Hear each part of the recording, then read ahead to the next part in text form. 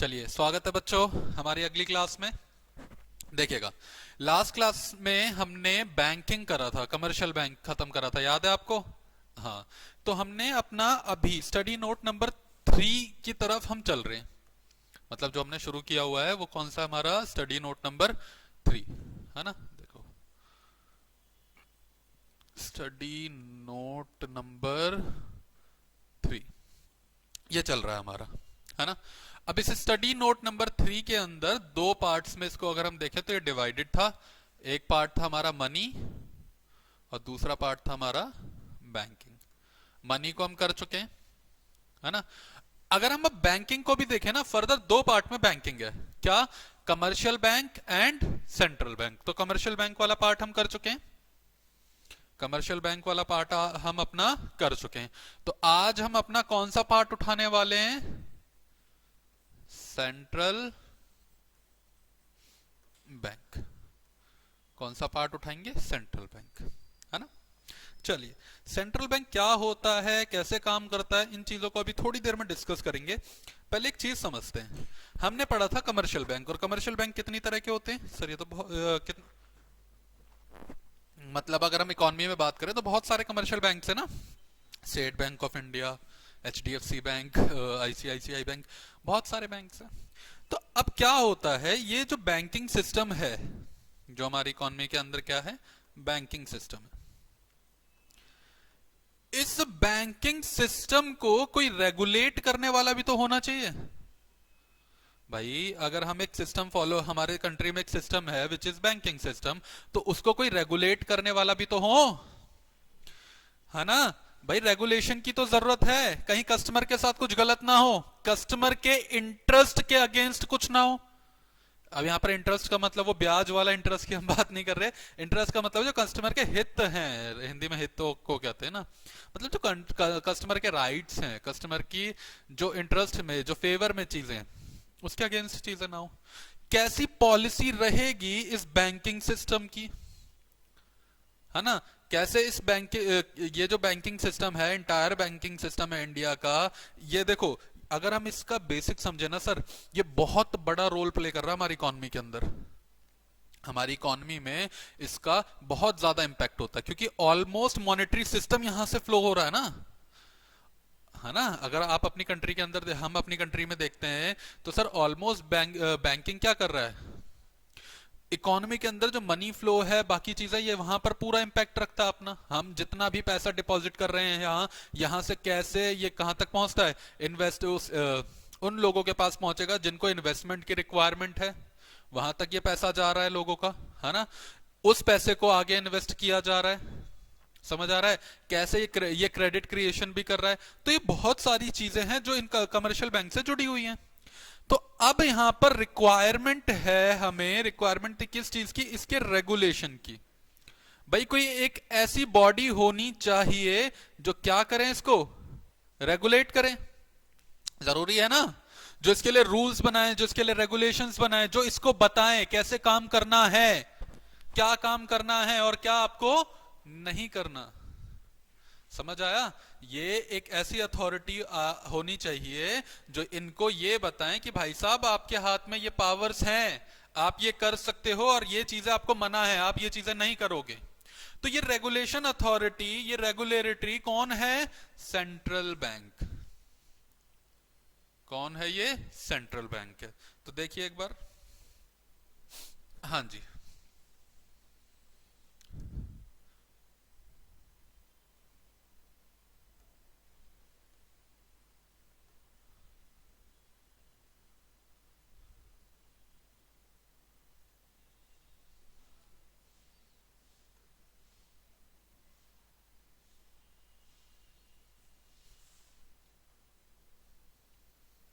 देखेंगे तो यहां पर क्या लिखा हुआ है, central bank is the apex of the banking system in a country. It controls, ये क्या करता है, कंट्रोल करता है, रेगुलेट करता है, सुपरवाइज करता है the activities of the banks and the countries banking system, ना। तो सेंट्रल बैंक क्या है? सेंट्रल बैंक एक एपेक्स बॉडी है जो क्या कर रहा है, आपकी कंट्री के अंदर कंट्रोल कर रहा है, रेगुलेट कर रहा है, किसको? आपके इंटायर बैंकिंग सिस्टम को। ये सुपरवाइज कर रहा है ना। What is supervision? सुपरविजन का मतलब होता है काम पर नजर रखना, है ना। कुछ लोग जो काम कर रहे हैं उनके काम को देखना कि क्या ये अपना काम प्रॉपरली कर रहे हैं, जो स्टैंडर्ड्स इन्हें दिए गए हैं क्या ये उनके अकॉर्डिंग काम कर रहे हैं, दैट इज सुपरविजन। तो सेंट्रल बैंक क्या कर रहा है, सुपरविजन भी करता है किसका, कमर्शियल बैंक्स का। ठीक है, आगे इन आर कंट्री, देखो हमारी कंट्री में सेंट्रल बैंक को स्टैब्लिश किया गया था 1935 में, आप ये याद रखेंगे। ठीक है, हमारी कंट्री में सेंट्रल बैंक कब स्टैब्लिश हुआ, 1935, अंडर प्राइवेट मैनेजमेंट। और इसका मैनेजमेंट कौन करेगा, private system. It was nationalised by the government in 1949, और इसको नेशनलाइज कब किया गया, 1949 में। अंडर एंड नेम वो एज आरबीआई, और इसका नाम क्या रखा गया, आरबीआई। तो अगर हम ध्यान से देखें कब हुआ ये, 1935 में सेंट्रल बैंक को स्टैब्लिश किया गया था। आगे अब जी सेंट्रल बैंक के ऑब्जेक्टिव्स क्या हैं, क्यों बनाया गया सेंट्रल बैंक, ध्यान से सुनना। इंडिया का जो सेंट्रल बैंक है वो कौन है, RBI, reserve bank of India. ठीक है, तो ऑब्जेक्टिव्स क्या है, ऑब्जेक्टिव वर्ड का मतलब क्या होता है, इसका मतलब है सर हम कोई भी काम क्यों कर रहे हैं। आप लोग ये वीडियो देख रहे हो, क्यों देख रहे हो, ताकि सर हमें ये टॉपिक समझ आ जाए और हम अपने एग्जाम को क्लियर कर सकें। आप लोग स्कूल जाते थे, क्यों जाते थे, ताकि हम नॉलेज गेन कर सकें। आपके पास एक कॉपी होगी, लेट से अभी पेन होगा, तो वो क्यों है, ताकि हम नोट्स बना सकें। तो सेंट्रल बैंक क्या कर रहा है, सेंट्रल बैंक के ऑब्जेक्टिव्स। तो ऑब्जेक्टिव का मतलब समझ आया कि हम कोई पर्टिकुलर काम जो हम कर रहे हैं वो क्यों करते हैं। तो सेंट्रल बैंक क्यों बनाया गया देखो सेंट्रल बैंक के ऑब्जेक्टिव पे आने से पहले जरा सेंट्रल बैंक की डेफिनेशन लिखते हैं।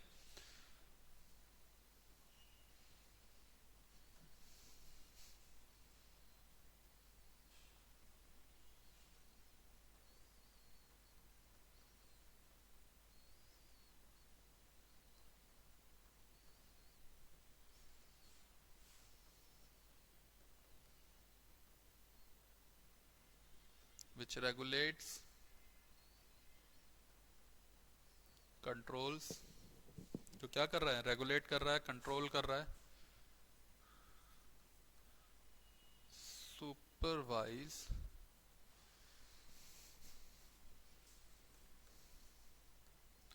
The entire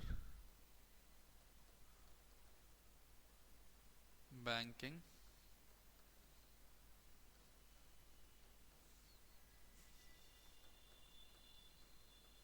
in the economy. ठीक है, तो this is the definition of the central bank. देखो आगे देखो, नाउ ऑब्जेक्टिव्स क्या है सेंट्रल बैंक के, to maintain the internal value of the currency, simple. Next, to preserve the external value of the currency, to ensure price stability, to promote financial institutions, to promote economic development. These are the objectives. यानी central bank क्यों बनाया गया, ताकि currency की internal value को maintain किया जा सके, प्रिजर्व किया जा सके, करेंसी की एक्सटर्नल वैल्यू को प्रिजर्व किया जा सके, इंश्योर की जा सके प्राइस स्टेबिलिटी, है ना। Next is to promote financial institutions को बढ़ावा दिया जा सके। नेक्स्ट, अब ये फंक्शंस ऑफ सेंट्रल बैंक देखो, this is something which is important. अब सेंट्रल बैंक काम क्या करता है, वो तो थे ऑब्जेक्टिव्स कि हमने सर बनाया क्यों, लेकिन मेन काम क्या है हमारे सेंट्रल बैंक के। देखो पहला हमने पहले भी पढ़ा था, central bank is the note issuing authority, central bank holds the note issuing authority in the economy. The central bank alone is authorized to issue the currency notes in a country. Central bank ही notes issue कर सकती है, कोई और bank issue नहीं कर सकता। It has the monopoly of note issue as no other bank is permitted to do so. Central bank की क्या है, इसके ऊपर मोनोपोली है। मोनोपोली मींस एकाधिकार, जहां पर सिर्फ एक इंडिविजुअल है, इसके अलावा कोई और नहीं है। जो भी करेंसी में नोट इशू हो रहे हैं एक्सेप्ट 1 रुपी नोट, वो सब कौन इशू कर रहा है, सेंट्रल बैंक इशू कर रहा है। ठीक है, आगे तो ये क्या हो गया, इसकी मोनोपोली हो गई sir. It also enables the central bank to control the supply of money as per the requirements of the economy. तो देखो, जब एक हमें पता है सेंट्रल बैंक ही क्या करेगा, करेंसी इशू करेगा, नोट्स इशू करेगा, तो हमें यह समझ आया कि सर जो करेंसी के अंदर मनी फ्लो है, करेंसी के अंदर जो मनी का फ्लो है, इसे भी कौन कंट्रोल करेगा, सेंट्रल बैंक करेगा। कैसे कंट्रोल करेगा? एज पर the requirement of the economy, economy की रिक्वायरमेंट के अकॉर्डिंग वो क्या करेगा? मनी को कंट्रोल करेगा। Next, banker to the government. अब ये बैंकर टू द गवर्नमेंट का मतलब समझेंगे पहले।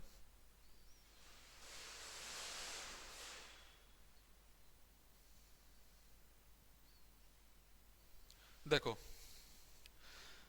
मान लो गवर्नमेंट है। अब हमें पता है ना हमारी गवर्नमेंट दो तरह की है, कौन कौन सी? Central government, state government, local government, local authority हो सकती है। पर मेजरली अगर हम बात करें तो सेंट्रल गवर्नमेंट, स्टेट गवर्नमेंट की अगर हम बात करते हैं तो सर गवर्नमेंट भी तो इन्वेस्टमेंट करती है ना? गवर्नमेंट भी क्या करती है? इन्वेस्टमेंट करती है। गवर्नमेंट भी फाइनेंशियल अकाउंट्स मेंटेन कर रही है। गवर्नमेंट भी और कुछ डिसीजंस लेती है, जैसे गवर्नमेंट को लेट से इकोनॉमी में मनी फ्लो को कम करना है या मनी फ्लो को बढ़ाना है ना? तो सरकार के बिहाफ पे ये सारे काम सरकार के लिए कौन करता है? सेंट्रल गवर्नमेंट करता है। ये सेंट्रल गवर्नमेंट के लिए एज अ एजेंट काम करता है। सर सेंट्रल गवर्नमेंट के लिए एज अ एजेंट काम करता है, एज अ एजेंट काम कर रहा है। देखो ध्यान से, the central bank act as a banker, agent and financial adviser to the government. ये सरकार के लिए क्या क्या काम कर रहा है? एक्ट एज अ बैंकर, सरकार का बैंकर की तरह काम करता है, एजेंट की तरह काम करता है, फाइनेंशियल एडवाइजर की तरह काम करता है। फाइनेंशियल एडवाइजर मतलब सरकार को बताएगा, सरकार देखो यहां पर अभी इन्वेस्टमेंट कर सकते हैं हम, ना ना यहां पे मत करना सरकार, अच्छा ये वाले होल्ड करे हुए हैं फंड्स, इन्हें निकाल लो। तो इस तरह से, ठीक है। देखो, it maintain the accounts of government funds, सरकार के फंड्स का अकाउंट मेंटेन करना। It receives money and make payment on the behalf of the government, है ना? सरकार के बिहाफ पर पैसा रिसीव करना, पैसा पे करना कौन कर रहा है? सेंट्रल बैंक कर रहा है, यानी एजेंसी फंक्शन हो गया। It gives ways and means advances to the government. It issues new loans on the behalf of the government, सरकार के बिहाफ पर न्यू लोन्स इशू कर रहा है। It manages the public debt. It undertakes foreign exchange transactions on the behalf of government. Foreign exchange transaction जो हो रहे हैं गवर्नमेंट के बिहाफ पर कौन कर रहा है? सेंट्रल बैंक कर रहा है। It act as the agent of the government in dealing with the international financial institutions like IMF and World Bank. देखो, सरकार के बिहाफ पर ये इंटरनेशनल ऑर्गेनाइजेशंस हो गए, इंटरनेशनल फाइनेंशियल इंस्टीट्यूशन जिन्हें हम कहें, जैसे आईएमएफ है। IMF means international monetary fund, world bank है, इन लोगों से ये डील करता है। अब ये दोनों हैं क्या? आईएमएफ और वर्ल्ड बैंक, देखो ये दोनों ही आपकी कंट्री की डेवलपमेंट के लिए पैसा देते हैं। ये दोनों ही कंट्री की डेवलपमेंट के लिए पैसा देते हैं, ठीक है। आईएमएफ भी देता है, वर्ल्ड बैंक भी देता है। आईएमएफ थोड़े शॉर्ट टर्म के लिए देता है, वर्ल्ड बैंक एक लॉन्ग टर्म के लिए देता है। दोनों का पर्सपेक्टिव होता है, आप हमसे लोन तो ले रहे हो लेकिन इस लोन को लेकर आप क्या करो? डेवलपमेंट करो अपनी कंट्री में, ठीक है। At the time of 1991 crisis, जब 1991 में कुछ क्राइसिस हुए थे, जहां पर इंडिया ने न्यू इकोनॉमिक पॉलिसी सिस्टम को क्या किया था? इकोनॉमी के अंदर इंट्रोड्यूस करा था। उस टाइम पर इंडिया भी कहां से डेट लेकर आया था? आईएमएफ एंड वर्ल्ड बैंक, ठीक है। Last, it advises the government on all financial matters. हमने पढ़ा था ना, ये क्या है? फाइनेंशियल एडवाइजर भी है गवर्नमेंट का। तो फाइनेंशियल मैटर्स पे ये क्या करता है? सरकार को एडवाइसेस भी प्रोवाइड करता है। तो देखो, इसको ना आप जब कॉपी में लिखेंगे तो इस तरह से एक फ्लो चार्ट बनाना है इसका।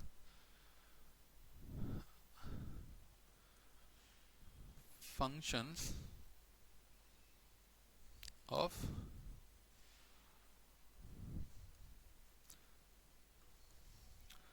central bank।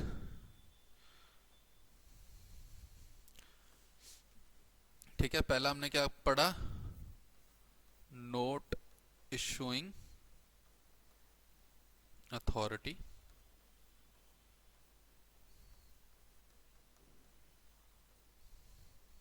ठीक है। दूसरा हमने देखा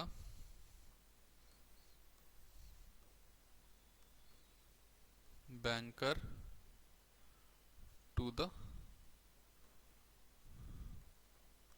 गवर्नमेंट, और ये गवर्नमेंट के लिए क्या है? एज एजेंट, है ना? एजेंट की तरह भी काम कर रहा है और फाइनेंशियल एडवाइजर की तरह भी काम करता है ना? और बैंकर की तरह भी काम करता है। ठीक है, चलिए अगला पॉइंट देखते हैं। देखो, बैंकर्स बैंक, थर्ड पॉइंट क्या हमारा, बैंकर्स बैंक। ध्यान से देखेंगे, देखो बैंकर्स बैंक का मतलब क्या है। हम लोग जब हम अपने अकाउंट्स मेंटेन कर रहे हैं तो कहां पर कर रहे हैं, कमर्शियल बैंक के साथ। कमर्शियल बैंक को भी अपना अकाउंट मेंटेन करना पड़ता है, किसके साथ, सेंट्रल बैंक के साथ।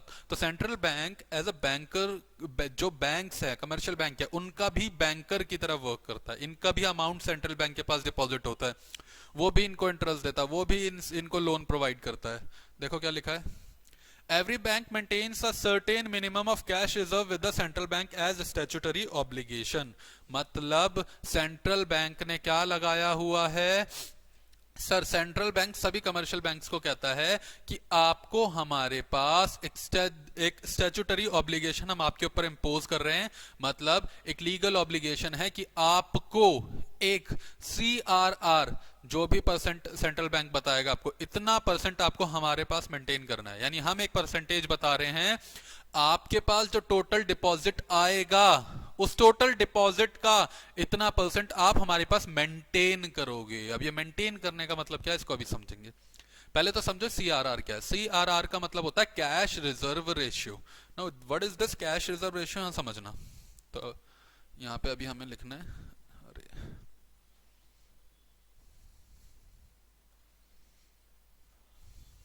देखो ये CRR क्या है, which is cash reserve ratio. ठीक है, now what is CRR। CRR का मतलब क्या होता है, चलो डेफिनेशन में अभी आपको लिखवाऊंगा, पहले ऊपर हम वो नोट डाउन करते हैं, टॉपिक समझते हैं, फिर डेफिनेशन को लिखेंगे ना। पर इसको समझते हैं है क्या ये लिख लेते हैं। It is the amount which is to be maintained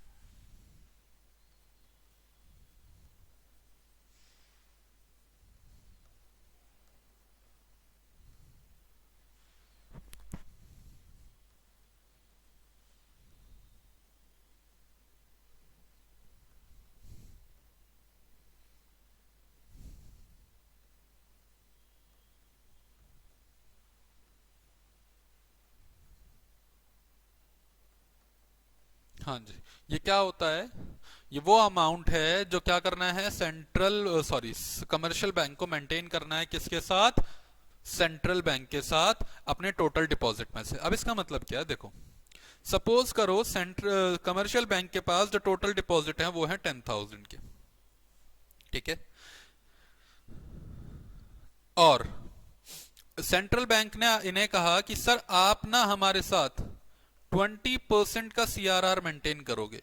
20% का CRR मेंटेन का मतलब है 10,000 का 20% is ₹2,000।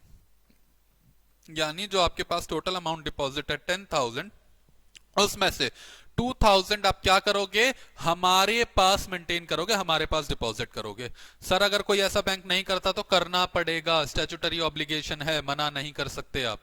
Central bank has all the rights to take action against you. अगर आप ऐसा नहीं करते तो आपको ये तो करना पड़ेगा। पर ये जो मेंटेन करना लिखा हुआ है, इस मेंटेन करने का मतलब क्या है, देखो इसको समझेंगे। ठीक है, व्हाट इज दिस मेंटेनेंस। मान लो ये जो फर्स्ट वीक है इसमें डिपॉजिट है 10,000 का, ठीक है, आपने 2,000, एक स्पेसिफिक डेट होती है, ठीक है, उसमें आपको जाके ये मेंटेन करना होता है। ऐसा नहीं रोज रोज जाके आप मेंटेन करोगे, ठीक है। देखेंगे एक मिनट, हाँ तो देखो, अब मान लो इस फ्राइडे जो आपके पास डिपॉजिट थे 10,000 थे, जिसमें से आपने 2,000 कहां डिपॉजिट कर दिया, सेंट्रल गवर्नमेंट के पास डिपॉजिट कर दिया। अब इससे जो नेक्स्ट फ्राइडे आया उसमें जो आपका टोटल डिपॉजिट था उसका अमाउंट बढ़कर हो गया 12,000। कितना हो गया, 12,000। पहले 10,000 था, अब 12,000 हो गया। दैट मीन्स आप कितना अमाउंट बढ़ा, 2,000 बढ़ा। तो अब 12,000 का 20% कितना होगा, मे बी 2,400, है ना, कितना 2,400। तो दैट डजंट मीन कि अब आप 2,400 रुपए जाके जमा करोगे, नहीं। अब मेंटेन करने का मतलब क्या है कि आपका सीआरआर जो सेंट्रल गवर्नमेंट है उसके पास 2,400 जितना होना चाहिए। ठीक है, आपने पहले से ही कितना डिपॉजिट कर रखा है, 2,000, तो 2,400 आपका आ रहा है, लेकिन उसमें से 2,000 आप पहले ही दे चुके, तो अब कितना बचा, 400। आप इस अमाउंट को जाकर सेंट्रल गवर्नमेंट को डिपॉजिट करोगे, और टोटल जो आपका सीआरआर सेंट्रल गवर्नमेंट के पास हो जाएगा वो कितना अमाउंट का हो जाएगा, 2,400 का। कितने का हो जाएगा, 2,400 का। समझ आया व्हाट इज मेंटेन करने का मतलब क्या है। देखो, मेंटेन करने का मतलब बिल्कुल ये नहीं है आपके पास जो डिपॉजिट आ रहा है उसका आप जमा कर दो, आपके पास टोटल डिपॉजिट इतना था तो आपने 20% दिया, फिर टोटल डिपॉजिट बढ़ के इतना होगा तो इतना दो, नहीं। मेंटेन करना है, जो टोटल हो रहा है ना उससे मेंटेन करना है। पहले 10,000 था तो 2,000 डिपॉजिट किया, अब भले ही आपने 2,000 डिपॉजिट किया, आप ये थोड़ी कहोगे हमारे पास जो डिपॉजिट्स हैं वो 8,000 हैं। 2,000 रुपए वाले लोग जो लोग थे जिनका 2,000 हो रहा था, मान लो उन्हें कह रहे हो जाओ सेंट्रल बैंक जाके पैसा ले लो, नहीं। अब डिपॉजिट बढ़ के जब 12,000 हुए तो 2,400 रुपए पूरे नहीं देने, मेंटेन करना है। तो पहले से कितना है सेंट्रल गवर्नमेंट के पास, 2,000, 2,400 मेंटेन करना है, तो और कितना देकर आओगे, सिर्फ और सिर्फ 400। कोई समस्या यहां तक समझ आया ये? तो एक बार इसे लिख लो यार जल्दी से, डेफिनेशन लिख लो ताकि आपको क्लियर रहे। अब अच्छा, लिखनी कैसे, एक मिनट सुनना मेरी बात ध्यान से। जैसे फर्स्ट पेज पे ना आप क्या कर रहे हो, आपने ये डेफिनेशन लिखी और आप इसको बना रहे हो, तो जब हम इनके बारे में लिख रहे हैं ना, जैसे हमें इस टॉपिक के बारे में, अभी हम सीआरआर के बारे में लिख रहे हैं, तो ऐसे ना स्टार नंबर डाल देना, ऐसे। अब इससे क्या होगा, देखो हमने इसकी एक्सप्लेनेशन नहीं दी नोट इशूइंग अथॉरिटी की, क्योंकि नोट इशूइंग अथॉरिटी में हम एक्सप्लेनेशन में क्या लिखें, है ना, वो तो यही आएगा ना इसके अंदर कि central bank has the right to issue notes in the economy and has the monopoly over it, है ना। तो इसके बारे में अगर हमने नहीं लिखा, हम इसके बारे में लिख रहे हैं, तो एक पेज पे तो आपने डेफिनेशन ये बनाया, नेक्स्ट पेज पे जाओ, जैसे आपने यहां स्टार नंबर डाल दिया, स्टार 1, अब ऐसे जाना, देखो नीचे यहां पे जब इसके बारे में लिख रहे हो ना, तो ऐसे स्टार 1 डाल दो, तो आपको पता रहे आप किस टॉपिक के बारे में लिख रहे हो। ठीक है, एक बार जल्दी से लिख लो।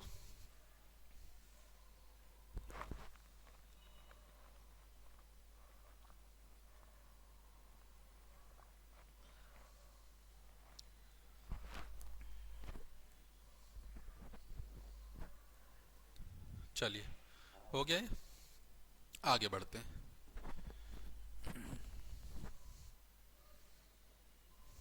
ठीक है, अब नेक्स्ट क्या कह रहा है, देखो, it serves as a lender of last resort.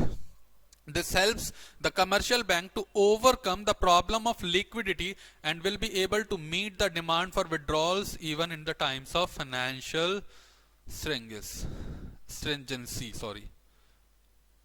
अब इसको भी समझते हैं, lender of last resort। तो इसके अंदर अगर हम आते हैं, अरे यार,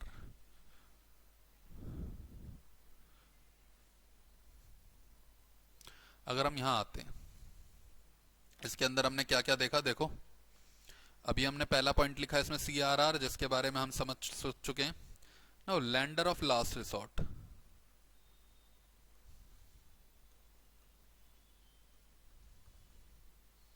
ठीक है, समझेंगे एक बार इसको भी।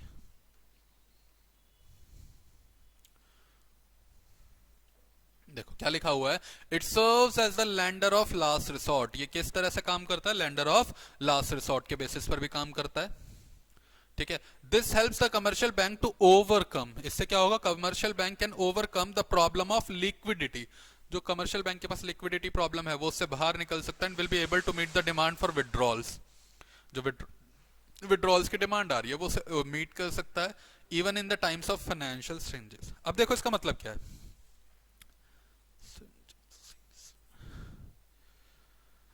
अगर सपोज करो आज आपको पैसे की रिक्वायरमेंट, आप क्या करोगे, आप कहां जाओगे, आपको अमाउंट चाहिए, एक हैंडी अमाउंट चाहिए, आप कहाँ जाओगे पैसा लेने?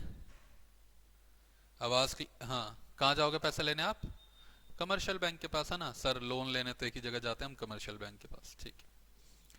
अब मान लो कमर्शियल बैंक के पास पैसा नहीं है, फिर कमर्शियल बैंक के पास लोन देने के लिए अमाउंट नहीं है, या फिर कमर्शियल बैंक को खुद अमाउंट की रिक्वायरमेंट है, कस्टमर्स विड्रॉल करना चाहते हैं, कमर्शियल बैंक को पैसा चाहिए, कमर्शियल, मैंने आपको लास्ट क्लास में बताया था कमर्शियल बैंक दूसरे बैंक से जाके पैसा ले सकता है, लेकिन वो बैंक कह रहा भाई साहब आप तो हमारे पास आए, हमारे पास खुद पैसा नहीं है, देखो ये देख रहे हो, ये अभी आपके पास जा रहा था पैसे लेने, हम अभी से वहीं भेज रहे थे आपके पास की थोड़ा पैसा आपसे लिया हो, आप यहीं आ गए, अब बताओ कैसे करें?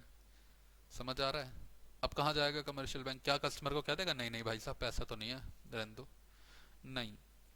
देखो, लेंडर ऑफ लास्ट रिसोर्ट का मतलब है हमें पैसे की रिक्वायरमेंट है, हम कमर्शियल बैंक के पास जा रहे हैं, कमर्शियल बैंक को पैसे की रिक्वायरमेंट है, तो उसका अकाउंट कहाँ है? सेंट्रल बैंक के पास, तो कहाँ जाएगा? सेंट्रल बैंक के पास जाएगा। इससे क्या होगा, वो अपनी लिक्विडिटी को भी मेंटेन कर सकता है जब फाइनेंस प्रॉब्लम चल रही है, ठीक है, उस टाइम पर भी वो क्या करेगा, अपनी लिक्विडिटी को मेंटेन कर लेगा, यानी जो कस्टमर विड्रॉल के लिए आएंगे उन्हें विड्रॉल में कोई प्रॉब्लम नहीं होगी। देखो, it act as a clearing house for the commercial bank. Now clearing house का मतलब क्या होता है? देखो, चलो पहले से यहाँ पे एक बार लिख लेते हैं फिर आगे देखेंगे।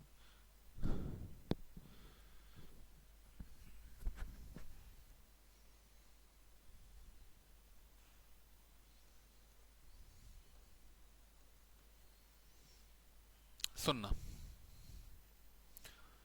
देखो, मान लो ये एक बैंक है, HDFC बैंक, हाँ ये एक बैंक है।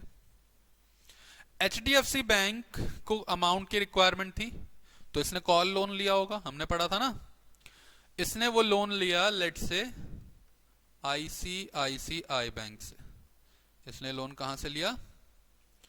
ICICI बैंक से, ठीक है। HDFC को अमाउंट की रिक्वायरमेंट है और वो पैसा कहां से लिया उसने? ICICI से, और लेट से ये जो लोन है ये है 100 करोड़ का, तो आपको पता होगा जब भी ICICI डिमांड करेगा इसको ये लोन वापस करना पड़ेगा।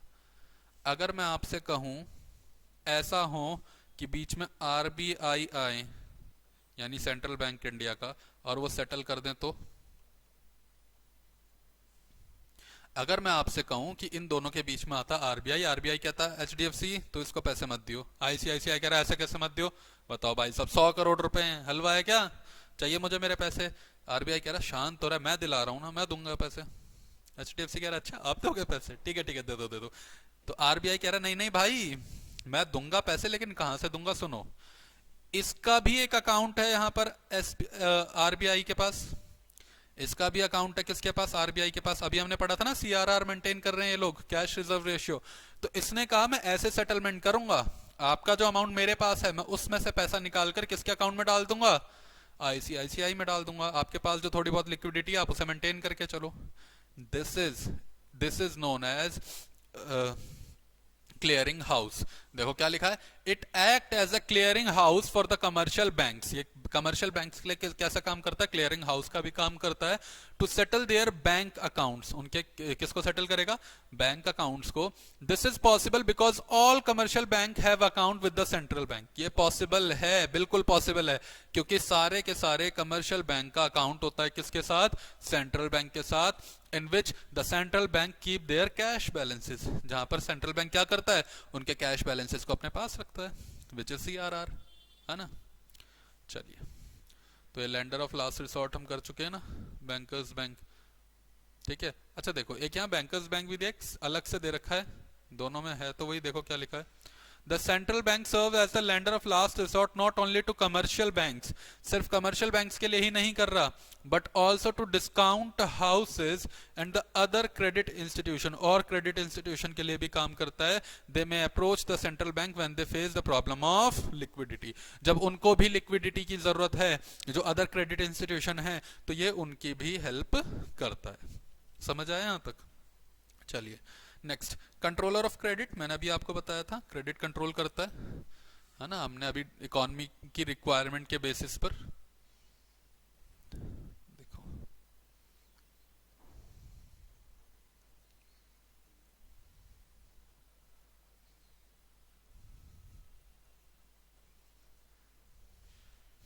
देखेंगे एक बार इसे क्या कह रहा है। The central this is the most important function of the central bank.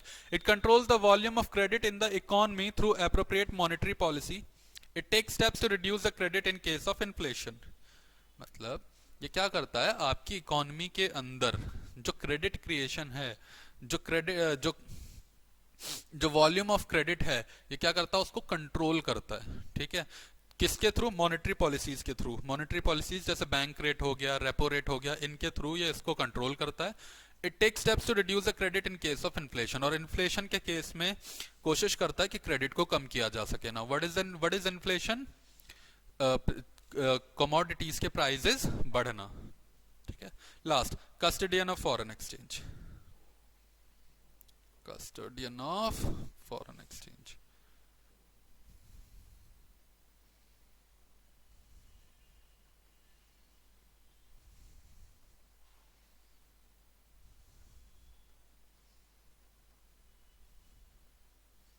ठीक है, तो ये क्या थे हमारे फंक्शन थे ना। What is custodian of foreign exchange? भाई जितना भी फॉरेक्स होगा वो किसके पास होगा? सेंट्रल गवर्नमेंट के पास, सॉरी सेंट्रल बैंक के पास। The central bank maintains the reserve of foreign exchange and regulate their use.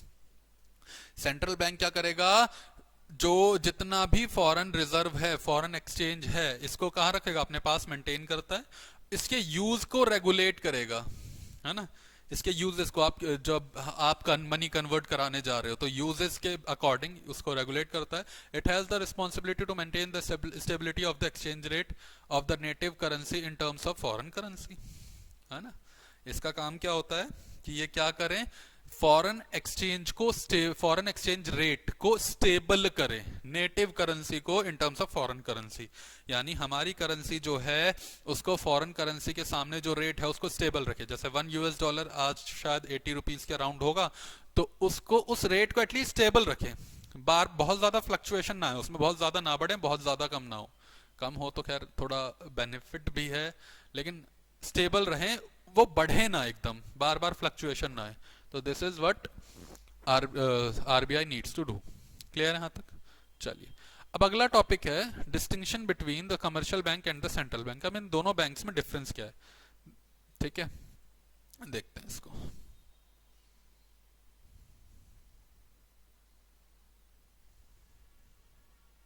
हाँ जी,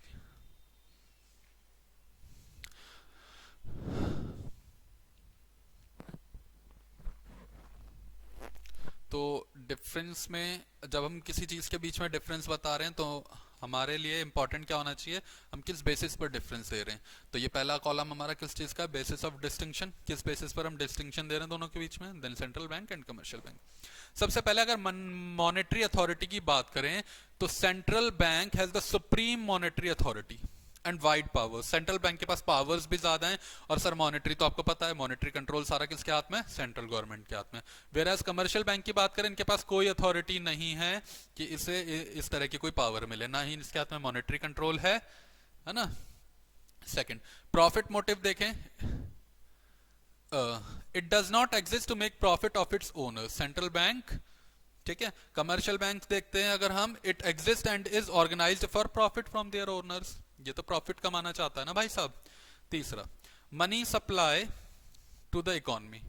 अब अगर हम मनी सप्लाई की बात करते हैं, देखो, it is the ultimate source of money supply to the economy. Central bank ही तो मनी सप्लाई कर रहा है सर, है ना। और मोनोपोली किसकी है? पूरी की पूरी इसकी है।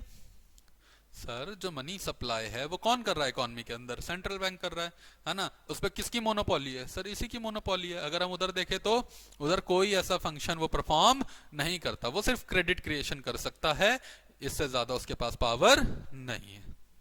ठीक है, next, service rendered, it act as a banker to the government. ये सरकार के लिए बैंकर का काम करता है। Whereas it act as a banker to the private industrial and institutions. ये सरकार के लिए एक बैंकर बना हुआ है, ये किसके लिए बना हुआ है? प्राइवेट इंस्टीट्यूशंस हो गए, प्राइवेट एंटरप्राइजेस हो गए, ये बाकी सबके लिए करता है। Next, chance of failure. देखो सर, सेंट्रल बैंक अगर फेल हो जाएगा, सोच के देखो सिचुएशन क्या होगी।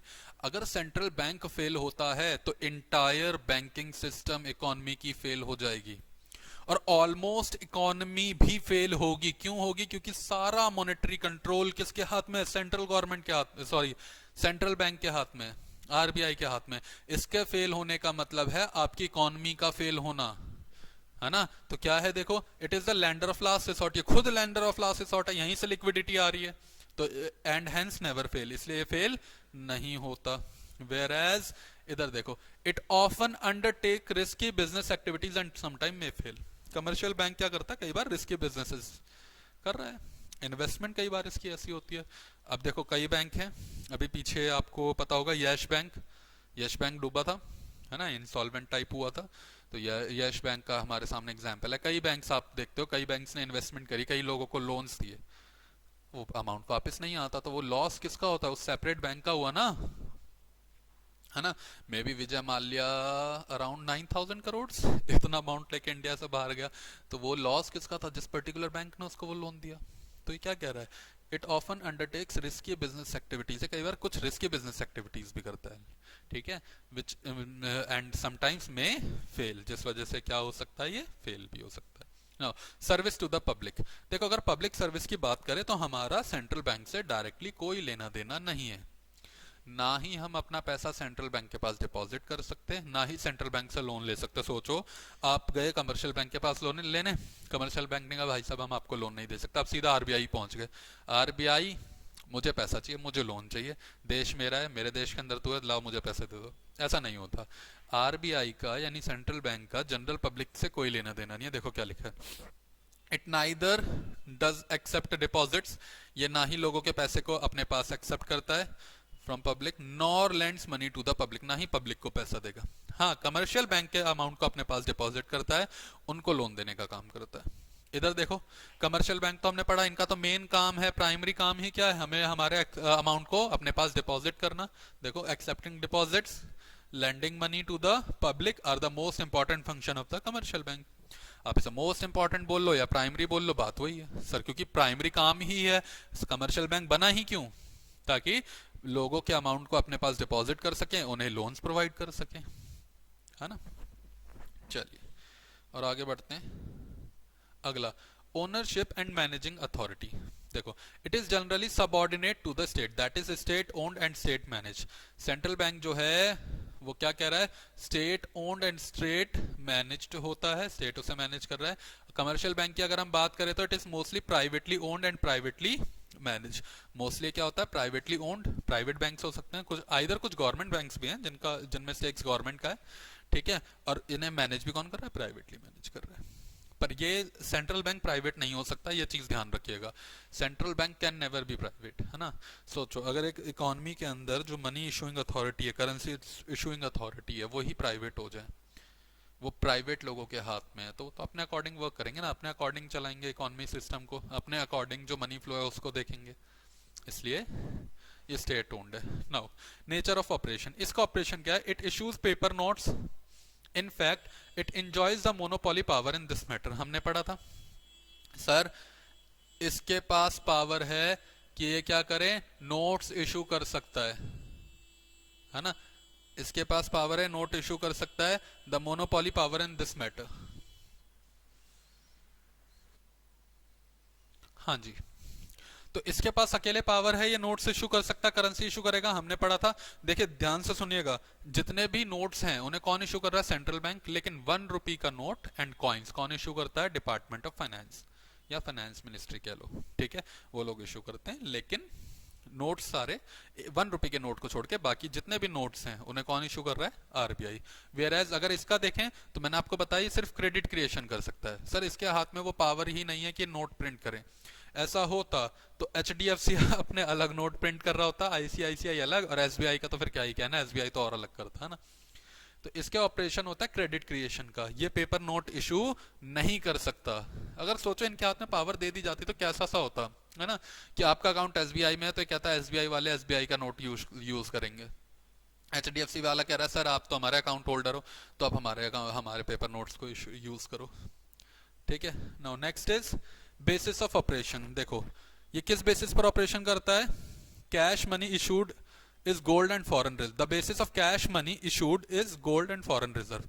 यानी ये जो मनी इशू कर रहा है वो किस बेसिस पर करता है, कितना गोल्ड रिजर्व है आपका, कितना फॉरेन एक्सचेंज रिजर्व है आपके पास।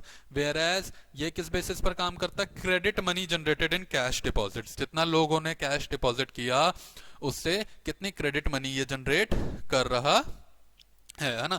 अब इसका क्रेडिट क्रिएशन हम लास्ट क्लास में पढ़ चुके हैं, जिसने नहीं पढ़ा एक बार देख लेना, ठीक है। चलिए,